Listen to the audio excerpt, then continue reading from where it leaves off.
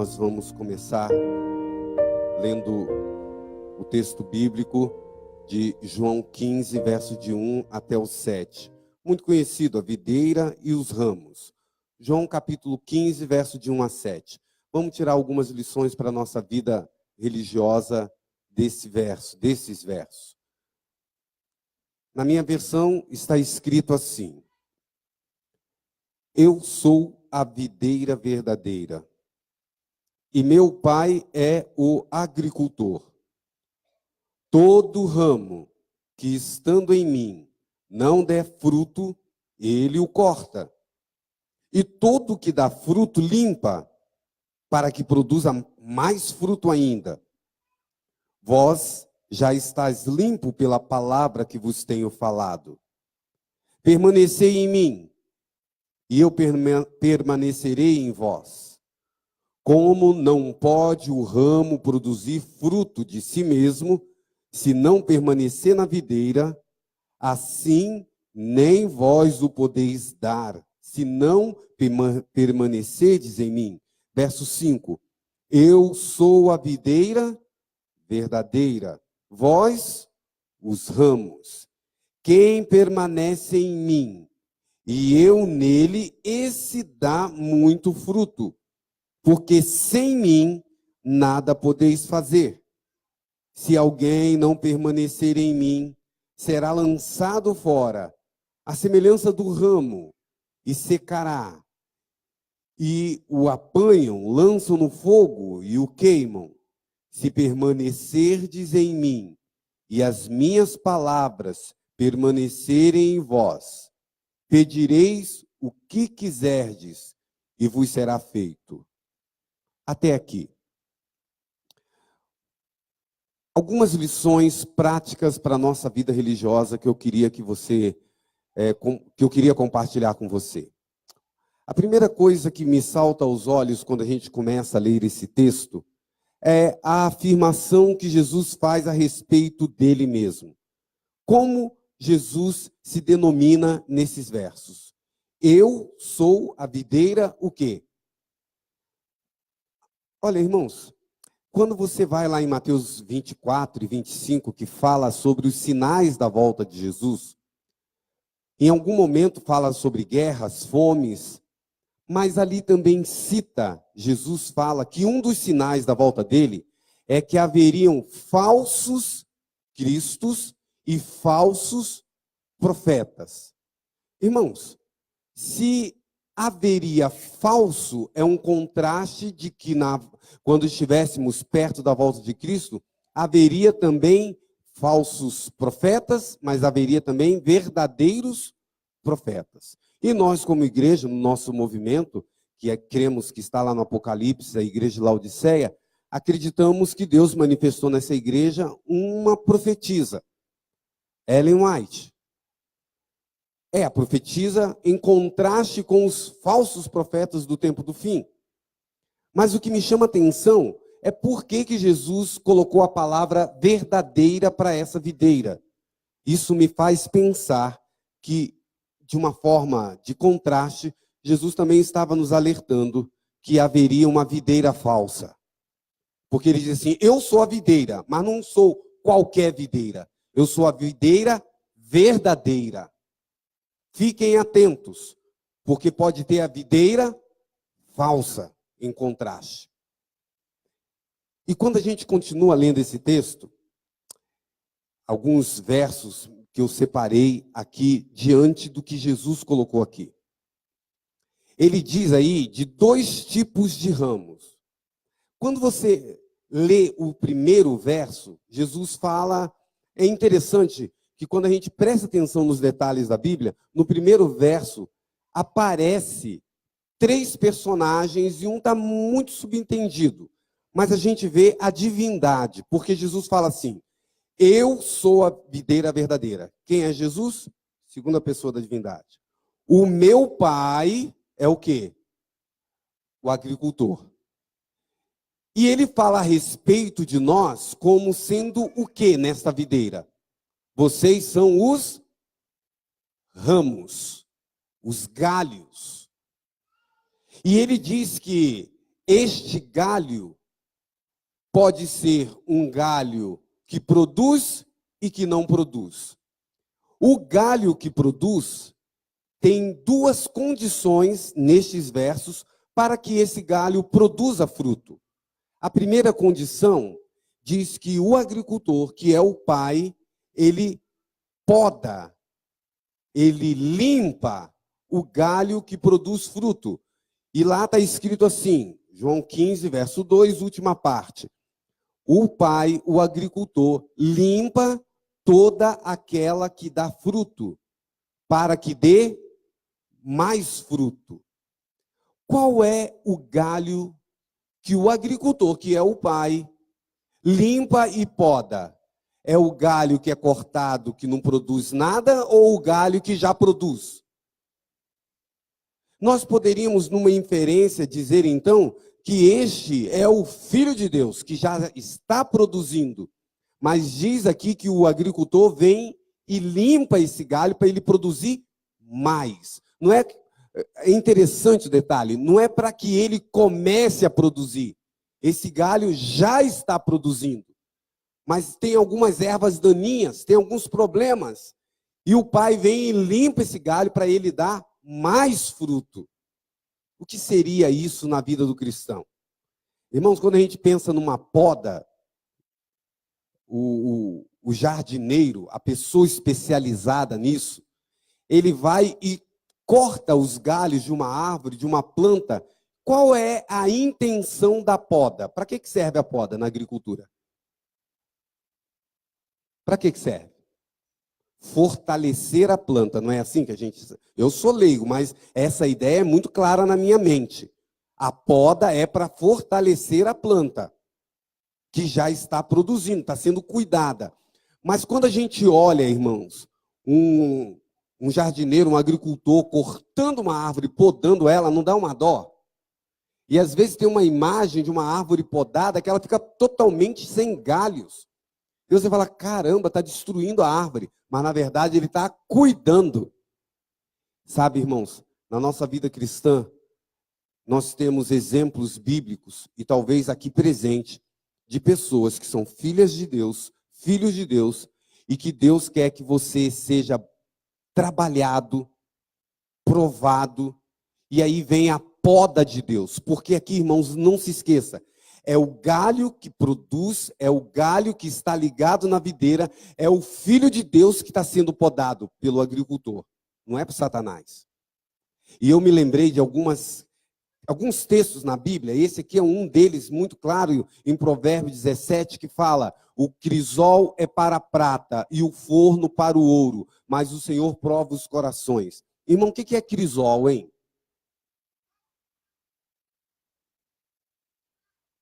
O que é crisol? Isso, nota 10 para você, viu? É aonde se coloca a prata para ser trabalhada pelo ourives. E o forno é o lugar onde coloca o ouro também para ser purificado no fogo. E essa comparação é com a vida do cristão. Nós somos prata e ouro na mão do Senhor, bruto. E eu estava lendo uma ilustração hoje à tarde, pensando nesse tema, aonde fala que o ourives, ele coloca a prata para ser trabalhada aí no crisol, e o momento que ele sabe que a prata está pronta, sabe qual é? Uma coisa linda, poética. É quando ele olha e o ourives, ele tem que acompanhar todo o processo, recebendo o calor do forno. E quando a prata está pronta para ser trabalhada, vendida com todo o seu valor, daquele metal bruto, é quando ela reflete o ourives nela. É o caráter que Deus quer trabalhar em mim e em você. Sabe, irmãos, me lembrei do apóstolo Paulo. E o apóstolo Paulo, ali em Atos, a respeito de Paulo, fala assim, porém o Senhor ordenou-lhe, vai, pois ele é para mim um instrumento escolhido. E este mesmo instrumento escolhido na mão do Senhor, fez uma oração num culto de quarta-feira lá na época dele, pedindo: Senhor, eu estou doente, me tira esse espinho da carne. Qual foi a resposta, o podar de Deus para Paulo? Ellen White diz o seguinte, nos Lugares Celestiais, uma meditação, que quando Paulo orou para que fosse removido de sua carne o espinho, o Senhor atendeu a sua oração, não mediante o remover o espinho, mas dando-lhe graça para suportar a prova. A minha graça te basta. O que o Paulo disse? Ele se alegrou e falou: de boa vontade, pois me gloriarei nas minhas fraquezas, para que em mim habite o poder de Cristo. Veja que interessante. Paulo sendo provado, Paulo sendo podado por aquele que disse: você é um vaso escolhido e eu vou te trabalhar para que você dê mais fruto. O podar de Deus. Deus pode estar na sua vida fazendo uma obra estranha que você não está entendendo. E talvez você até possa pensar: mas Senhor, eu estou nos teus átrios, eu estou fazendo a tua vontade, por que eu estou passando por isso? Lembre-se, o pai, que é o agricultor, pega o galho que dá fruto e limpa para que dê mais fruto. Deus tem uma obra especial na tua vida. A outra condição que me salta aos olhos ao ler esses 7 versos, o verbo permanecer nesse pedacinho de Bíblia, nesses 7 versos, do verso 1 ao 8, do 1 ao 7, aparece 8 vezes. E na Bíblia, quando a gente faz teologia, a gente aprende que quando você está lendo um trecho da Bíblia e uma palavra se repete muitas vezes, é porque ela é muito importante. E Jesus dava ênfase quando ele dizia: em verdade te digo. Porque ele queria dar uma ênfase. E se você olhar nesse trecho, várias vezes aparece permanecer, se permanecer em mim e eu permanecer em vós. E aí eu fiquei pensando do que Deus queria nos trazer. Se alguém, e este verso, o verso 5, é especial, porque diz assim Jesus: se alguém permanecer em mim e eu nele. Vocês percebem aqui que são 2 ações? Se alguém permanecer em mim, o galho, grudado no caule, no tronco, que é Jesus Cristo, e eu nele. Aí eu fiquei pensando, irmãos, quando eu era criança, a gente subia em árvore. Você já subiu em árvore? Quem é que já subiu em árvore? Quem é que já caiu da árvore? Eu também já caí. Inesquecível. Caí sentado, fiquei sem fôlego de um pé de ameixa. Agora veja, irmãos, eu fiquei pensando nessa questão das árvores. Quando a gente é criança, no meio do mato, cidade pequena, conhecia muita árvore, brincava de pique árvore, já brincou disso? Não pode botar o pé no chão. Ficava igual um macaco, pulando de uma árvore para outra. E se encostasse no outro, ficava com pique. Era bom isso daí. Mas, irmãos, eu fiquei pensando nessa frase aqui, me ajudem aqui a raciocinar. Jesus disse assim: pensa na árvore. Ele falou assim: eu sou a videira verdadeira. Ele é o tronco, não é isso? Vocês são os galhos. E aí ele diz assim, pensa agora na ilustração que ele está dizendo. Se você, que é o galho, permanecer em mim, e eu que sou o tronco permanecer em vocês, vocês vão dar fruto. E eu fiquei pensando na ilustração de uma árvore, e eu faço uma pergunta para você, irmãos. Coloquei ali um tronco e um pequeno galho.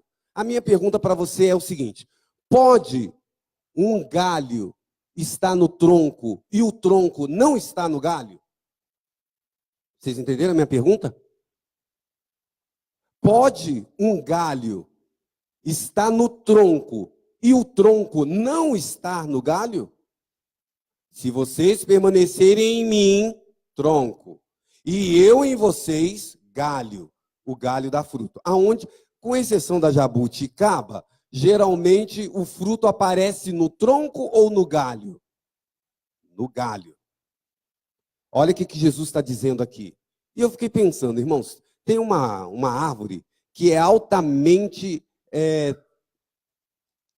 traiçoeira. Abacate. pé de abacate é danado para enganar a gente. Você olha de longe, o galho está no tronco do abacateiro. Mas quando você sobe e segura, o galho está podre. Já segurou num galho podre? Ele aguenta o teu peso? Você vai no chão. Mas quando você olha de longe, o galho está na árvore. Mas um galho podre, a árvore não está no galho. O que Jesus está querendo ensinar para mim e para você? Irmãos, estar em Cristo pode ser uma questão somente de aparência. As pessoas olham de longe e até te veem de Bíblia debaixo do braço, cantando hino ou entrando num templo. Mas não é isso que demonstra que Jesus está em você. Você pode estar no galho, mas ser um galho, você pode ser um galho ligado no tronco, mas um galho que não produz fruto, um galho podre, só de aparência. Pensa, irmãos, todo ramo em mim que não dá fruto, o que o agricultor faz? O que a gente faz com galho podre? Para que serve um galho podre? Irmãos, para ir para o fogo. E o fogo aqui é juízo mesmo, onde vai haver choro e ranger de dentes. É uma alusão ao que vai acontecer no juízo final. O galho que não dá fruto. Às vezes, irmãos, como Judas, você pode estar na igreja de Jesus e não produzir o fruto que ele deseja. Só uma aparência de um galho. Eu me lembro do pastor Mascarenhas Viana, já é falecido. Gostava muito, uma pessoa muito erudita, eloquente. E ele tinha uma frase, eu não sei de onde ele tirou, se era de autoria dele, mas ele dizia essa frase: coração dividido é coração de ninguém. Irmãos, coisa triste na igreja é uma pessoa aparentemente ser cristão, mas não está 100% aqui como cristão. Jesus Cristo disse: quem não é comigo é o quê? Contra mim. E quem comigo não ajunta, espalha. Irmãos, nós estamos num momento crucial da história do mundo. Eu quero apelar a você que está vendo pela internet, você que está aqui presente. Irmãos, a gente precisa parar de dividir o nosso coração. Sabe, queridos, eu fico pensando o seguinte: o diabo aceita você vir à igreja sábado de manhã e à noite ir para a balada e fazer coisa errada. O diabo aceita isso. Quem não aceita é Jesus. Jesus quer que você seja inteiramente dele, não pela metade. Me faz lembrar também uma pesquisa que eu li sobre felicidade. Esse doutor aqui estava na revista Seleções, eu gosto muito dessa revista. Também está na revista Super Interessante. Ele é um cientista americano, muito conhecido no estudo sobre felicidade. E me chamou a atenção a matéria que eu li, que ele diz assim: segundo as pesquisas atuais sobre felicidade, uma das principais causas da infelicidade é ter desejos conflitantes. E aí ele dá o exemplo. Por exemplo, uma pessoa quer ser advogada, mas não gosta de falar em público. Isso traz uma angústia para a pessoa. É conflitante. E pensando nisso, irmãos, quantos cristãos são infelizes porque metade do coração está aqui e metade está lá no mundo? Desejos conflitantes. E aí, a gente lembra do que Jesus falou. Ninguém pode servir o quê, irmãos? Odiará a um e amará o outro, ou se dedicará a um e desprezará o outro. Queridos, será que você está sendo um galho podre? Só está grudado e a gente olha de longe? Não, está no tronco, está ligado em Jesus. A aparência mostra que está lá, mas na ponta desse galho não corre a seiva por dentro dele, não corre a vida, e por isso é um galho podre que não produz fruto. A apostasia declarada, esse texto para mim é um dos textos mais pesados, eu separei ele e fico pensando, irmãos, olha o que está escrito. A apostasia aberta, o ímpio, a pessoa que não quer nada com Deus, a pessoa que abertamente fala: eu não quero saber de Deus, seria menos ofensiva a Deus do que a hipocrisia e o mero culto por formalidade. Irmão, isso aqui é muito pesado. Como como é que eu poderia usar a expressão? Para Deus, é o que está ali, é menos ofensivo a Deus uma pessoa totalmente ímpia do que um meio crente. É isso que está dizendo ali. Uma pessoa que parece, mas não é. A apostasia declarada não seria mais ofensiva a Deus do que a hipocrisia e o mero culto por formalidade. Pense nisso, irmãos. E eu quero fazer o fechamento aqui, porque a gente falou aqui do galho podre, do galho que produz e Deus limpa, poda para que dê mais fruto. E a grande questão que eu falei para vocês, que eu entendo que no primeiro verso aparecem as três pessoas da divindade. Aonde está o Espírito Santo nesta fala de João 15, de 1 a 7? Estou perguntando para você. Jesus falou, eu sou a videira verdadeira. Ele falou que o Pai é o agricultor. Pai, Filho. E onde está o Espírito Santo? Onde está o Espírito Santo? No fruto, é lógico. É o fruto. Quem é que faz produzir esse fruto na ponta do galho? E que fruto é esse? Que fruto que a videira verdadeira produz? Sabe, irmãos, Jesus Cristo sendo o tronco, a videira verdadeira, ele só pode dar fruto bom, porque lá em Mateus 7,18 diz que a árvore boa não pode produzir maus frutos, e a árvore má não pode produzir bons frutos. Se nós estamos ligados no tronco que é Jesus, Jesus é uma árvore boa ou má? Que fruto vai dar esta árvore? Mas nós somos parte dessa videira, porque nós somos os galhos. Pela lógica, que fruto a gente deveria dar? Bons frutos. Mas será que a gente está dando bons frutos? E mais do que isso, irmãos, que fruto é esse que a árvore verdadeira que nós estamos ligados dá? O fruto nada mais é, irmãos, do que o fruto do Espírito Santo. E eu queria falar rapidamente um pouquinho sobre cada um deles. Eu coloquei aqui na tradução, na nova tradução da linguagem de hoje, porque diz Gálatas 5:22, o fruto do Espírito é alegria. Irmão, você é uma pessoa alegre como cristão? Eu fico preocupado, irmãos. Para um pouquinho para pensar. Quando a gente fez um encontro de casais uma vez, que eu conheci um irmão chamado Iancel. O Iancel, ele faz esquetes, peças pequenas, referente aos casais, para a gente rir. E eu levo sempre ele nos encontros de casais, porque eu percebi que na igreja adventista do sétimo dia, a gente não pode rir. Não tem momento para rir. Parece que é pecado rir. Parece que a gente não é feliz. Parece um menino que encontrou um burro lasto e virou para o pai e falou assim, pai, ela é um crente lá. O pai, que é isso, filho? É um crente, pai. A cabeça baixa, emburrado. A vida inteira assim, trancado. A gente não pode ser feliz. E um fruto do Espírito Santo se chama alegria. E eu pergunto para você, você é alegre? Você canta? Você sorri? Você dá gargalhada? Qual foi a última vez que você riu até da dor de barriga? Parece que a gente não tem alegria. Sabe, irmãos, é uma questão de ênfase. Eu costumo dizer que o ímpio, às vezes, fala a mentira como se fosse verdade. E a gente fala a verdade como se fosse mentira. Você chega para alguém e fala assim, eu sou tão feliz, Jesus mudou minha vida. Você não sabe como é bom ser cristão. Quem é que se convence de um negócio desse, meu irmão? Não tem alegria no rosto, não tem felicidade, não sorri, só vive amargurado. Fruto do Espírito Santo, alegria. Talvez, irmãos, você pudesse ter pensado que o fruto, que a árvore que Jesus pudesse dar, fosse devolver dízimo, vir aqui na frente cantar, fazer trabalho missionário. Isso faz parte, irmãos. Mas eu estou falando do fruto do Espírito, porque esse transforma as pessoas.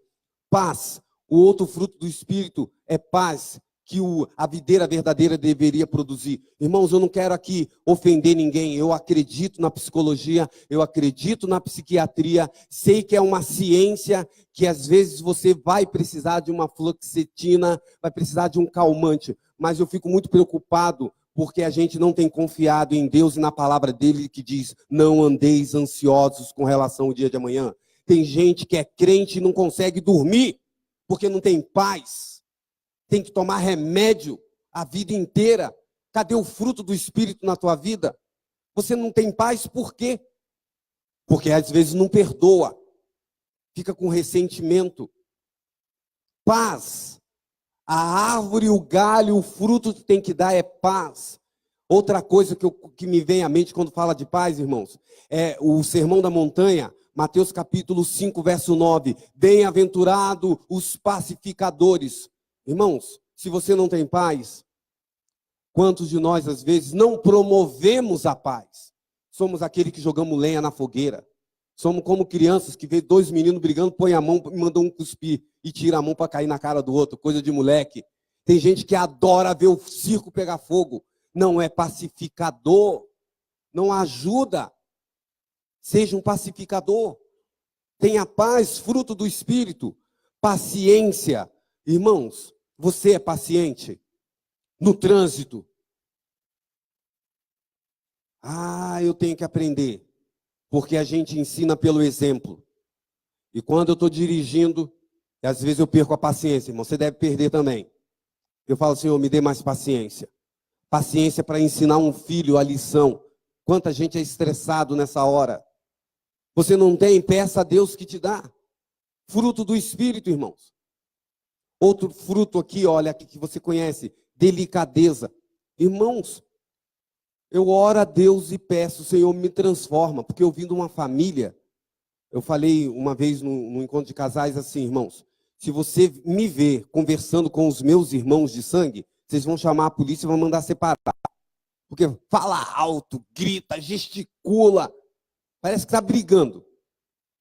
Aí minha esposa, calminha, dócil, e Deus juntou nós. Nos juntou. E quando a gente estava com os filhos menores, morava num sobrado, criação. Jaed, vem aqui que eu preciso falar com você. Aí a mulher chega do lado e fala assim, nessa casa não se grita. Vai lá em cima, chama, ele vai te atender. E eu que não sou besta, obedeço. E funciona. Mansidão, delicadeza. Hoje a palavra delicadeza é confundida com homossexualidade. E você não pode dizer para um homem que ele é delicado. Delicadeza é cortesia. Delicadeza é, por favor. Tem gente que, um dia eu falei isso numa escola de pais, e a mãe ficou abismada. Eu tenho que pedir, por favor, para o meu filho? Tem sim. Mas é obrigação dele lavar a louça. Pede, por favor, funciona. Pede com delicadeza. Fruto do Espírito Santo. Bondade, irmãos. Quantos de nós não temos esticado a mão para ajudar o próximo? Fidelidade. Hoje até a gasolina é adulterada. Imagina os casamentos. Humildade. Devemos nos humilhar, dar o braço a torcer, reconhecer o erro. Domínio próprio. E o maior de todos, irmãos. Qual o fruto que Deus quer que a gente produza? O amor. Sabe, irmãos, a gente precisa que Jesus Cristo coloque na nossa vida esses frutos. Talvez eu falei aqui nesta noite para alguém que não tem paz, que não é delicado, que é estúpido com a esposa, grosso com o filho, coisa terrível, irmãos. Vem aqui, devolve o dízimo bonitinho, mas quando sai daqui é um cavalo. Não resolve, irmãos. Sabe, isso me impressiona porque Jesus Cristo disse assim: como que as pessoas vão saber que você é filho de Deus? Vocês estão com medo de falar? Está escrito, irmãos. Se vocês amarem uns aos outros. É o amor que transforma, irmãos. E sabe, irmãos, eu fico preocupado porque às vezes a gente mora numa rua, tem um monte de vizinho. Você e eu podemos ser conhecidos como aquele que não toma café, que não come carne de porco, que não trabalha no sábado, mas não somos conhecidos como o vizinho do amor. O vizinho que acorda 3 horas da manhã e vai atender a pessoa que está com dores de parto e prontamente vai lá e eu estou aqui para te ajudar. E aquela Dona Maria que é espírita, que é pentecostal, que é isso, que é aquilo que não é adventista faz. E todo mundo a conhece por isso. O que Deus quer de nós, irmãos, é isso aqui, ó. E olha esse texto que eu acho lindo, lindo. Ellen White, ela fala desse texto que é o cerne da pregação do Evangelho.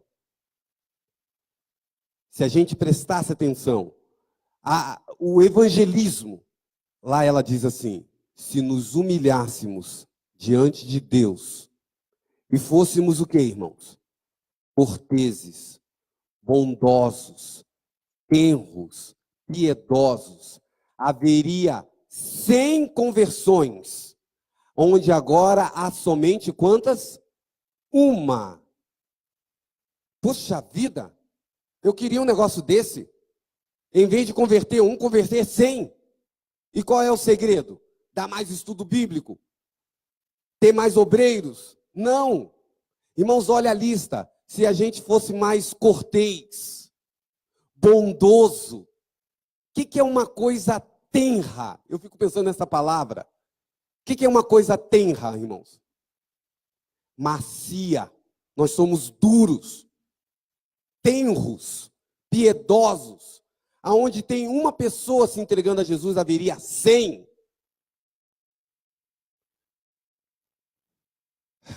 Eu sou a videira verdadeira. Vocês são os ramos. É na ponta do ramo que o fruto se dá. Paz, amor, alegria, bondade, amor, domínio próprio. Você tem isso? Você precisa disso? Eu preciso. Eu preciso. Então, hoje, nós vamos ouvir o hino Feridas. Você está com o seu coraçãozinho aí. Você pode escrever o seu nome, mas do lado do coração, você vai colocar um ou mais, quantos vocês quiserem, o fruto que você está precisando na tua vida. Fala, Senhor, eu preciso ser mais manso. Escreve aqui. Jairo Mansidão. Eu preciso ser mais bondoso. Eu preciso de mais domínio próprio, Senhor. Coloca aí no coração. E enquanto estiver cantando Feridas, leva ali e coloca. E peça ao Espírito Santo. É o Espírito Santo que dá. O fruto é dele. A gente não tem, é uma coisa sobrenatural.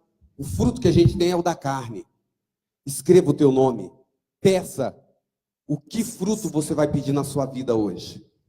E enquanto estiverem cantando o Renato com a Bianca, eu quero que você traga o seu coração com o fruto que você deseja produzir.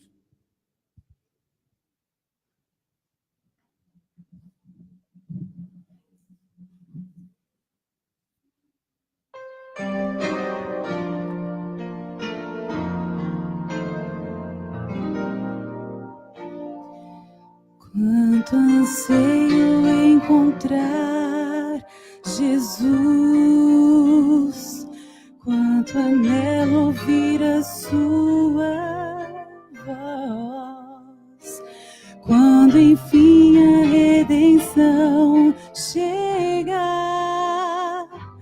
com ternura vou lhe perguntar: que feridas são essas nas tuas mãos? Que feridas são essas nos pés? São feridas com que fui ferido em casa de amigos meus. Que feridas são essas nas tuas mãos? Que feridas são essas nos pés? São feridas com que fui ferido por te amar até o fim. Quanta dor causei ao meu Jesus, sofrimento amargo lá na cruz. nessa história e nesse amor sem par. Não me cansarei de perguntar: que feridas são essas nas tuas mãos?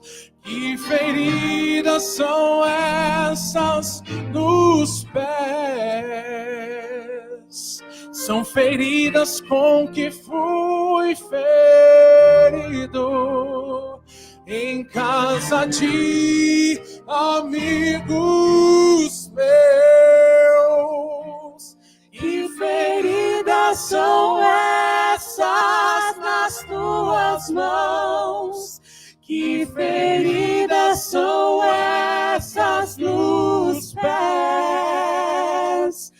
São feridas com que fui ferido por te amar.